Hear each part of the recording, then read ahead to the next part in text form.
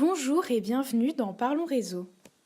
Qui me rendra mon honneur? C'est ce que déclarait Nicolas Sarkozy sur le 20h de France 2 en septembre 2014 en bafouant la justice. Dans le passé, il avait déjà été mis en examen notamment dans l'affaire Bettencourt, mais aussi dans d'autres affaires de détournement d'argent ou de corruption. Après 2 jours de garde à vue dans les locaux de la police judiciaire à Nanterre, Nicolas Sarkozy a été mis en examen. C'est dans le cadre de l'enquête menée sur de supposés financements libyens de sa campagne présidentielle de 2007 qu'il a été interrogé. Sur les réseaux sociaux, et notamment sur Twitter, les hashtags Sarkozy et Sarkozygate sont repris en masse. De nombreux internautes dénoncent une inégalité dans la justice faite aux hommes de pouvoir.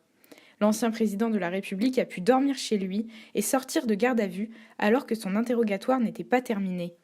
Cet internaute est révolté par la différence de traitement qui lui est accordée.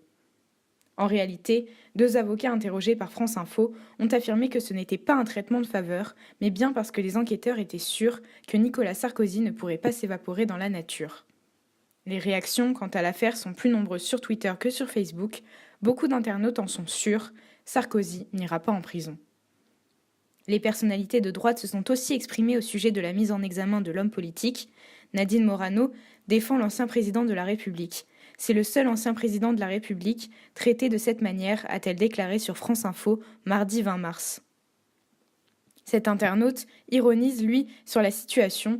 Avant, les présidents de la République finissaient au Conseil constitutionnel, maintenant ils sont en garde à vue et dans 10 ans en prison, c'est le progrès.